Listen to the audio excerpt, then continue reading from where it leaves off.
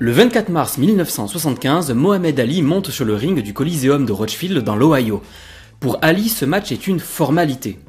Moins de 6 mois auparavant, il arrachait les titres WBA et WBC de champion du monde des poids lourds à George Foreman dans le mythique Rumble in the Jungle au Zaïre.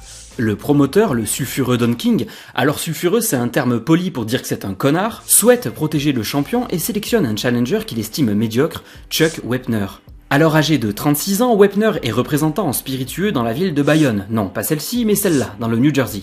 En parallèle, il mène une carrière de boxeur professionnel depuis 1964, dans laquelle il ne s'illustre pas tant par un haut degré de technicité que par sa capacité à encaisser les coups et rester debout. Dans le milieu pugilistique, il est ce qu'on appelle un dur au mal, symbolisé par les 328 points de suture reçus tout au long de sa carrière et par son nez cassé une bonne dizaine de fois. D'où son surnom de Bayonne Bleeder, le seigneur de Bayonne. Lorsque Don King lui propose le combat contre Ali, Chuck accepte sans hésiter. Bien évidemment, personne ne croit en sa capacité à résister devant celui qui a mis au tapis le terrifiant George Foreman. Le célèbre commentateur Larry Merchant parle même d'une opposition entre un artiste de talent et un peintre en bâtiment.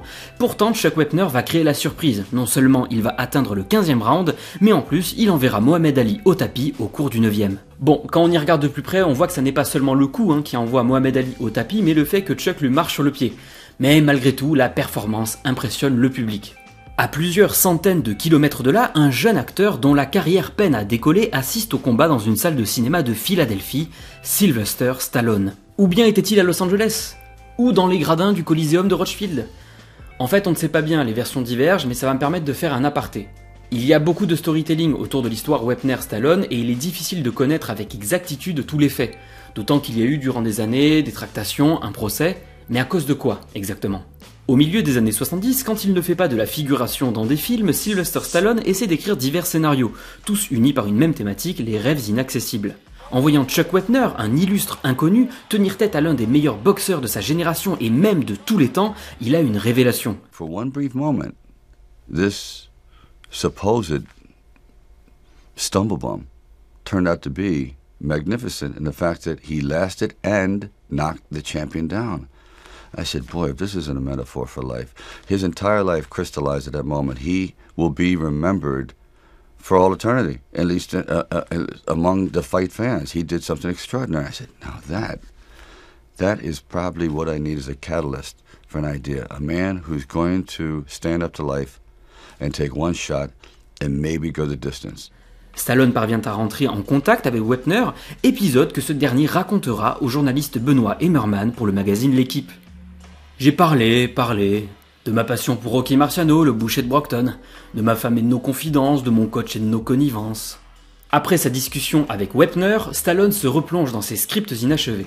Naît alors Rocky Balboa, personnage qu'il va redéfinir et affiner au fil des écritures, jusqu'à l'incarner lui-même à l'écran à la fin de l'année 1976.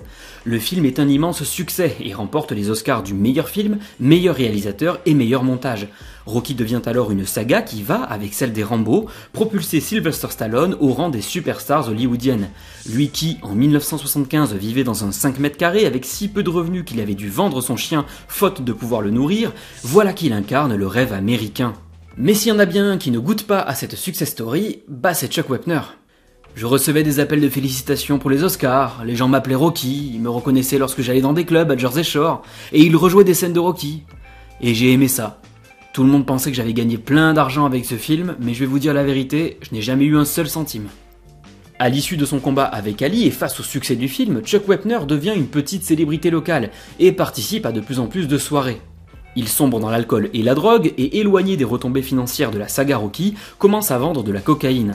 En 1985, il est arrêté avec 120 grammes de coke et se voit condamné à une peine de 5 ans de prison, ou 10 selon les versions, qu'il ne fera pas dans son entièreté pour bonne conduite. Peu à peu oublié de tous, Chuck Wepner attaquera en 2003 Sylvester Stallone devant les tribunaux, mais un accord à l'amiable sera trouvé, ce qui mit fin aux poursuites. La question que l'on peut se poser, c'est Stallone a-t-il vraiment arnaqué ou ne serait-ce que profité de Wepner? La réponse est assez complexe. Stallone n'a jamais caché s'être inspiré du combat Ali contre Wepner, et il est clair qu'il a été décisif dans la caractérisation du personnage de Rocky. Pour autant, Rocky et Wepner ne sont pas tout à fait les mêmes boxeurs. Certes, la technique de Chuck est rudimentaire, mais au moment d'affronter Ali, il n'est pas aussi médiocre que l'on veut bien le dire, du moins pas autant qu'un Rocky au début du premier film. En 1975, Chuck Wepner est classé 8e mondial parmi les poids lourds, avec un bilan de 31 victoires, 9 défaites et 2 matchs nuls. Il a affronté des boxeurs prestigieux durant sa carrière, George Foreman à ses débuts et Sonny Liston, ainsi que d'autres boxeurs classés parmi les 10 premiers de sa catégorie. Rocky, de son côté, est un inconnu notoire, très loin du top 10, avec un bilan de 43 victoires pour 21 défaites au début du premier film. Il est seul, n'a pas d'entraîneur ni de manager. Si Wepner et Rocky se ressemblent, c'est dans leur capacité à encaisser des coups et à sortir du ring défiguré. Néanmoins, il y a une grande différence. Là où Chuck Wepner cherchait à blesser Mohamed Ali, notamment en donnant des coups derrière la tête, Rocky lui veut se battre à la loyale. De manière générale, l'univers de la saga Rocky s'inspire de la boxe de son époque, et pas seulement du combat Wepner contre Ali.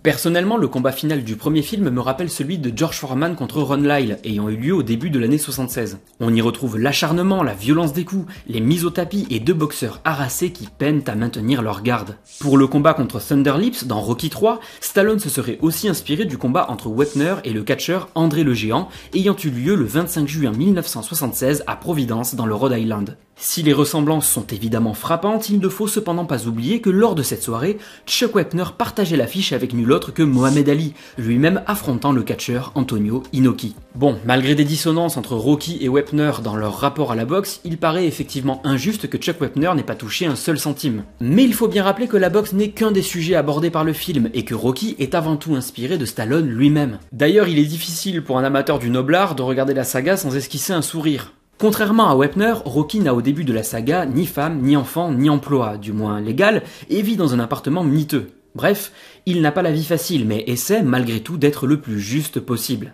De son côté, Chuck est plutôt un père absent, un mari infidèle porté sur la boisson, la drogue et les magouilles. D'après mes recherches, Wepner aurait déclaré avoir, comme Rocky, joué les gros bras pour un usurier, mais je n'ai trouvé qu'un seul article mentionnant ce fait. Et c'est un peu tout le problème de cette histoire. Avec le temps, les fantasmes et les frustrations, l'on peine à y voir clair entre ce qui relèverait d'un vol de Stallone ou d'une réappropriation de Wepner. A noter que Stallone s'est vite rendu compte qu'il avait eu tort de ne pas donner à Chuck Wepner sa juste rétribution. C'est pourquoi il essaiera, lors de la pré-production du deuxième opus, d'intégrer le Seigneur de Bayonne à la saga Rocky. Chuck aurait dû jouer un sparring partner de Balboa qui le mettait en difficulté à l'entraînement du fait de sa férocité. Une sorte de clubberling avant l'heure, peut-être. Si Chuck a bien passé le casting aux côtés de Sly, il délivre une prestation catastrophique car sous l'emprise de la cocaïne. Même Stallone, pourtant réalisateur du second volet, n'a pu convaincre les producteurs de prendre Wepner. Après son arrestation, en 1985 pour possession de cocaïne, il recevra en prison la visite de Stallone, mais trop honteux, refusera de le voir. Il faudra donc attendre 2003 pour que Wepner reçoive enfin une part du gâteau. En somme, Rocky c'est tout autant Chuck Wepner que Sylvester Stallone lui-même. The Bayonne Bleeder, c'est l'élément qui manquait à Sly lorsqu'il écrivait ses scripts, et le combat contre Ali lui est apparu comme la métaphore idéale de ce qu'il cherchait à raconter. La vie ça fait mal, tu vas recevoir des coups, mais l'essentiel, plus que de frapper fort, c'est de savoir encaisser et de rester debout.